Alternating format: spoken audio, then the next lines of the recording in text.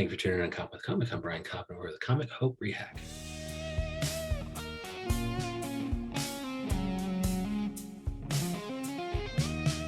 Hope Rehak, how the hell are you?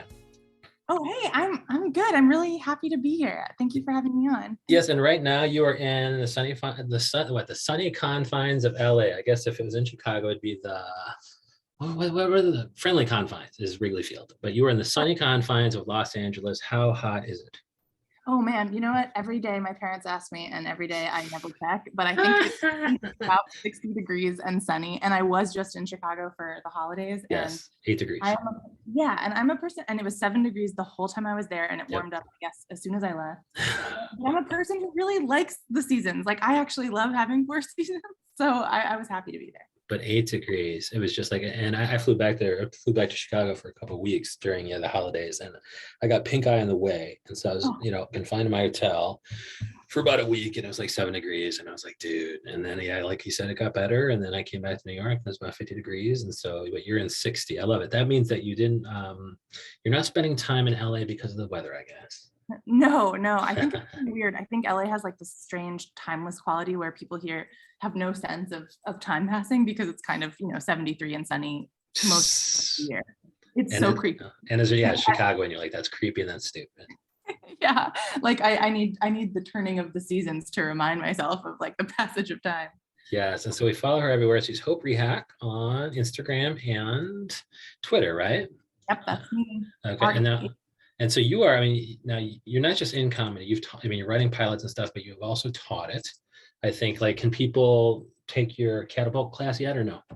Oh my gosh. I think that they are announcing signups later this spring. So I think it'll happen in March, and I will promote it widely, I'm sure. But we're setting up right now, and I'm really happy because I did teach at Northwestern the last 5 years, and that was obviously not open to anyone who wasn't. That's so fucking stupid. Yeah, I had Joe Janes on earlier today, I think, and he teaches at Second City and Columbia. I guess they have a comedy major there. And I asked Joe, I was like, yo, man, so you're gonna do any like private lessons? And he's like, no, I'm gonna do it through.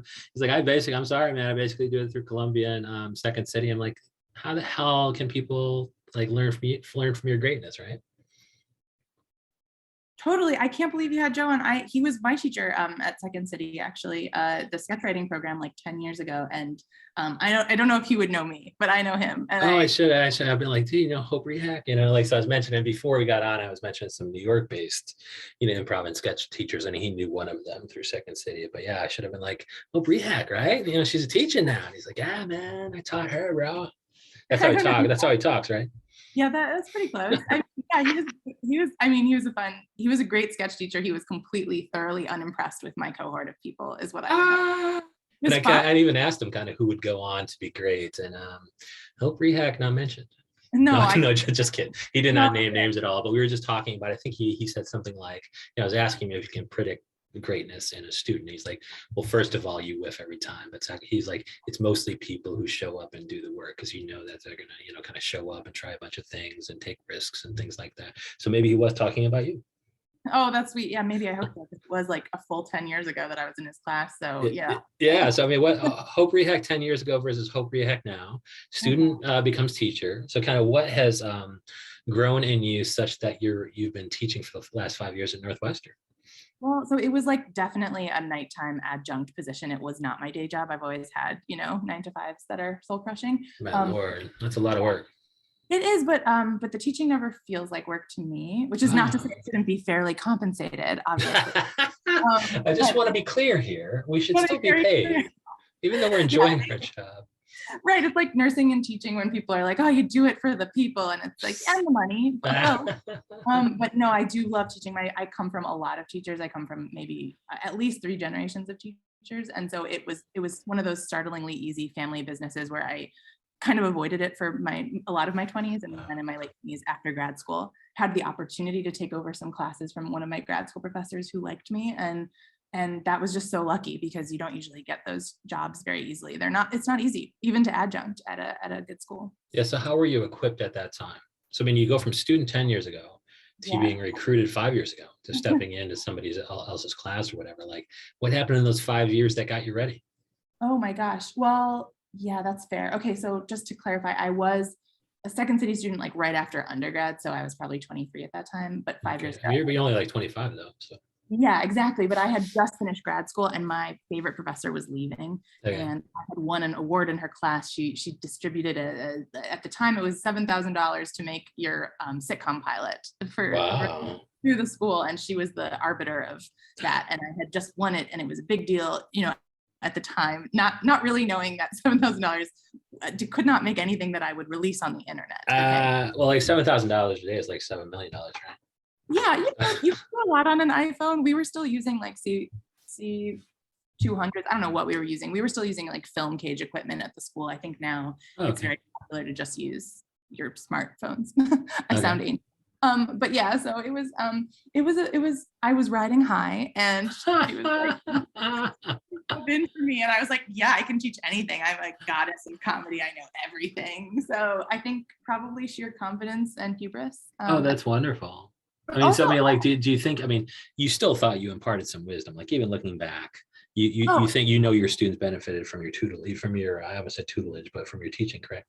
Absolutely. I really do. I mean, like, I think that there is there's a preference in writing programs and comedy programs and any arts program for professors who have a lot of really impressive credits, which I very much don't. But I think that I do think teaching is its own skill. And I do think that I was able and am able to break down all the things like teachers like Joe Janes. I've had a lot of wonderful comedy teachers and I certainly can like synthesize and reteach that information and also just teach it in a way that is say that students benefit from, because every student's different and every student's going to learn completely differently. And so you can also kind of prepare for the lesson too. Like, you know, that you can't just come in and coast on your TV credits. It's like, I actually had to prepare something and like, like tailoring something to your students. Would you kind of observe how these people learn and tailor your one-on-one accordingly or no?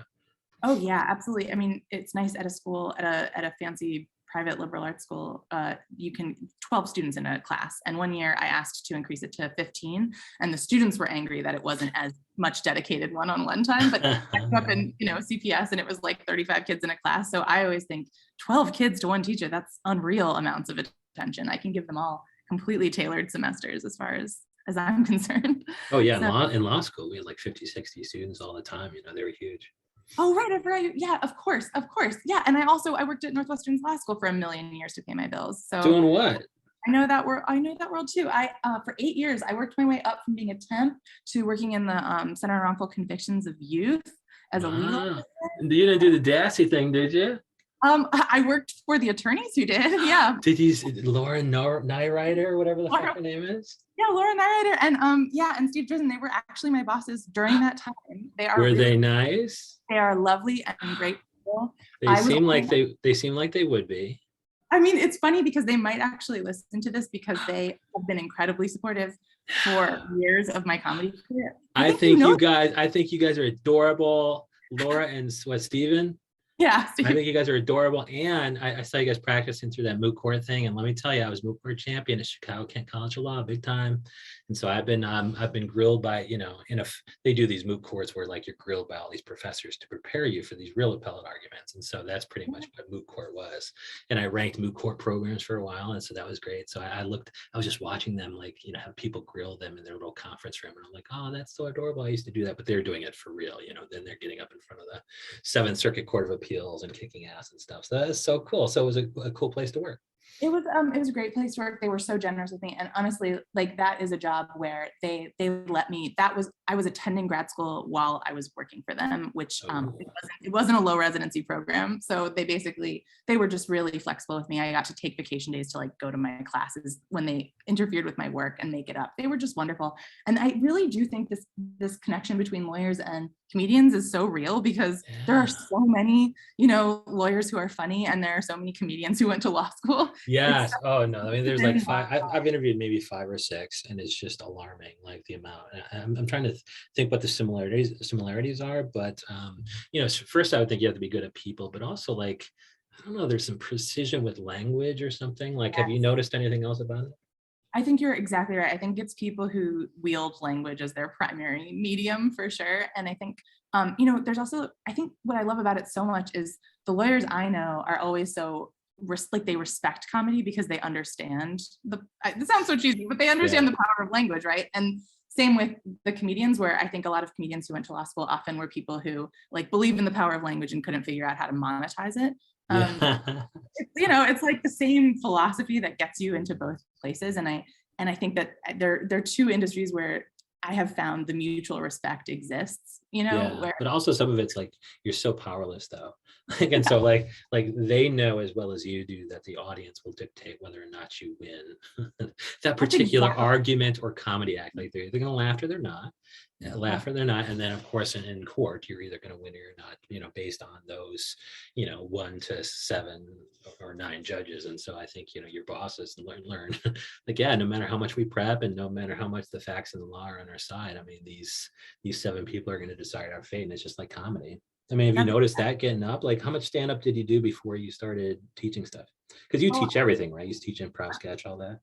I have never taught improv. Actually, my sister's a very good improviser. I'm a terrible improviser, but I love improv. I'm an improv groupie because growing up in Chicago, I used to go see TJ and Dave and stuff when I was a kid. Like I had no social life in high school, so I went to IO a lot as a child because they would let you in even if you couldn't drink. And anyway, it was a good time. But yeah, no improv, but have taken it, have failed at it. Yes, I teach stand-up, and I've actually taught writing late night comedy, and I've also I've subbed in for some classes in like writing the TV sitcom pilot and stuff like that. Which now is late night comedy, like teaching late night comedy? You're not teaching them. Are you teaching the monologue or are you teaching interview as well?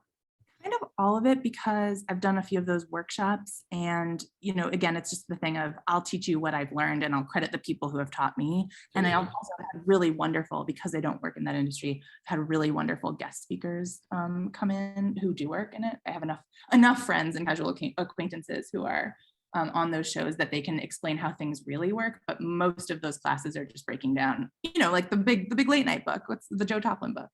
I've never read it, but you're right. Like there's probably Joe Toplin, right? Yeah, absolutely. I mean, in law school we have that kind of too, where in law school you everybody has the same book, but of course the teacher can teach it differently. But I love that, because if you're a teacher with all these credits, you're not going to have a single guest lecture. You're going to pretend that you know everything. You're going to shoot from the hip. You're not going to prep at all. But if you're Hope Rehak and you're going in there and you're like, I don't got enough credits yet, I actually have to prepare and individualize one-on-one instruction. But then I'm going to bring in people who know what the fuck they're doing on this weird thing that I've never actually done. One act versus 2 act improv. I have no idea what the fuck this is. But you're the person who says, I got to bring in Joe Janes during that particular lecture.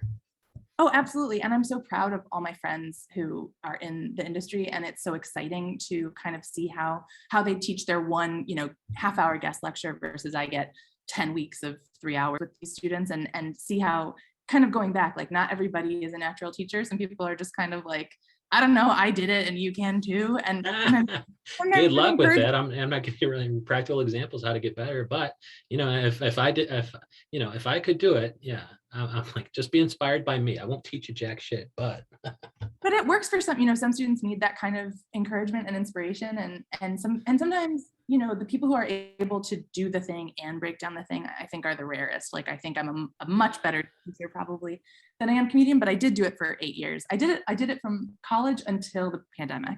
Comedy or teaching? Oh, stand-up comedy. I was that would be really fraudulent to teach it without having done that. I do. I have done it, and I only gave it up because I was afraid of COVID. But so how do you kind of teach the heartbreak? Yeah, because I think like Laura and Steven are just like, all right, we can teach you how to kind of prepare and all this stuff, but we can't teach you how to deal with the heartbreak of occasionally losing, before you appeal again. And of course you win. Like, how do you teach the heartbreak? It's like, I can give you these tools to write a better joke, to be more comfortable in front of an audience, but I can't teach you what to do when it goes bad. It's just kind of like, it's a numbers game. You have to just find that next crowd and tell the joke better or find a different joke. Yeah, absolutely. I mean, it's such a good question, because I really do think that the stakes of law helped me with comedy, because the stakes are so crazy. This is my street outside that I warned you about. Yeah, she's in LA, and Skid Row is outside, and it's actually called Skid Row on a map, so it's okay that we call it that. it feels bad to call it that. It's they're trying to rebrand as DTLA, but there's silence all the time. They're trying to rebrand as this isn't Skid Row, this is DTLA. Yeah, and also downtown LA sounds so crazy because they mean it to mean like 3 square blocks, and of course in Chicago it's like, you know, the whole loop, and in New York it's a direction, and it doesn't. I would totally live there though. I would totally live downtown because it's like I'm not going to get a car. What are you talking about? There has to be things that happen in downtown LA, right? Right, exactly. There are, and I don't have a car. But yeah, the stakes of law like help with that though, because I would say to my students, you know, nobody's going to go to prison if you fail. I mean, really, truly, it is good for them. I think the stakes in those situations in the legal field are so high, and in comedy it's just personal. It's mostly really personal. It mostly just feels bad, but no one ever died from feeling badly. And also what I love about stand-up, especially as opposed to improv, even though I love watching improv, but stand-up sort of lives and dies with one person. So you're not really letting anyone down when you accept your You're not letting your troop down. Yeah, I liked how it was like you kind of were in control. Whereas like but you're right, like I never thought about it. Like even if I, you know, could get rid of the, you know, oh my gosh, I'm surrendering some control as part of an improv group, I'd also have to deal with letting people down if one of my risks didn't pay off. And so but like, you know, as far as the, you know, nobody goes to jail, it's like, well, your ego kind of does temporarily, like, but is there something to teach them about, you know, like what perspective are you teaching? Like, oh, this is a growth opportunity, this is a learning opportunity, and that's why you should kind of embrace failure. Absolutely. I think it's really rare. I mean, Chicago, as far as I know, is one of the only cities in which there are at least 2, if not 3, college level classes on comedy between Columbia College and maybe DePaul and Northwestern. And so there are students who come to those schools for the comedy scene of Chicago, basically. And there's so few opportunities like in the world to study comedy in an academic way. And I do try to instill in them that that's kind of unique. And you know, a lot of them are simultaneously taking classes at Second City, NIO, and all the places, and The Annoyance, all the places you can take comedy classes. And I encourage them to do that. But if you're going to take an academic class as an undergrad, then, you know, I have to kind of justify the academia of it. And usually first day I tell them, I cannot make you funny, but if you're here, I'm assuming you already think you're funny. So we're going to try to like make sure other people can see that you're funny. Well, that's great, because you're like, I'm now going to give you the tools, and it's up to you to kind of, I mean, but is there even a single lesson plan chapter or a module on here's what to do when you bomb? I mean, is there any, I mean, I suppose you need to do it out of a book so it can still be academic, but that might be the most practical lesson you impart, right?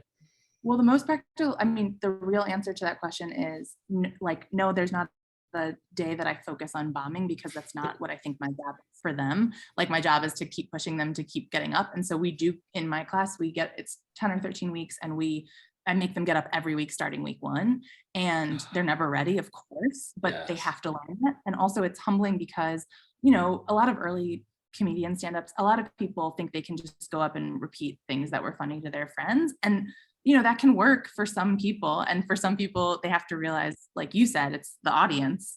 And I also tell them that I was like, in this class, your audience are your classmates and me. But you should be going and challenge. If something doesn't work in this room, you should go try it, you know, at your coffee house open mic, or, you know, downtown, or on the South Side, or on the West Side. Don't stay in Evanston, Illinois, if it's not working for you. And it might just ultimately, like when you ran out of rooms that actually buy your shit, just go to your friends and tell that joke again. It's like, if it's only working in front of your friends, that'll tell you something about the joke. You know, just keep doing it in front of your friends, but there's other jokes. And so why don't we focus on those? So that's great. And so the catapult thing, is that like something I can log on to? So like, this is great because I don't go to Columbia, I don't go to Northwestern, I don't go to Second City, but I can go on catapult.com and sign up for Hope Rehak's class. Yeah, I think it's catapult.co. And this is my first time collaborating with them. I'm really excited. It just so happens that they do these continuing ed, like, yes, open Zoom classes for anybody. I think there's some kind of fee. I'm not sure what it is yet, because I think we're still negotiating, because I like things to be accessible. I did also previously teach a free version of this class through a place in Chicago called Green Shirt Studios, which was we did that online over Zoom for free in 2020. And I will also try to run this again with them, because I do think it's one of those things that, you know, there are funny people everywhere of various levels of being able to pay for classes, and also classes, like I said, won't make you funny. I'll just try to give you the best tools that I know. So that's everything I know about that class. And I think we're still figuring out how many, weeks it's going to be, but it's definitely going to be over Zoom. It's definitely going to be in the spring, and it'll definitely be available to anyone, anywhere in the world with an internet connection. Yes, and then this episode's been brought to you by catapult.co. No, just kidding. Hashtag ad. But no, like we'll learn about all these things because we want to take a class, even if we don't go to these prestigious institutions. And so we're going to find, like, she promised me she'd post these things and Hope Rehak on Instagram and Twitter. Is that correct? Yes, I will be very, very annoying about it. Yeah, so I can't wait to be annoyed. Hope Rehak, thank you so much for coming on. Thank you so much, Brian.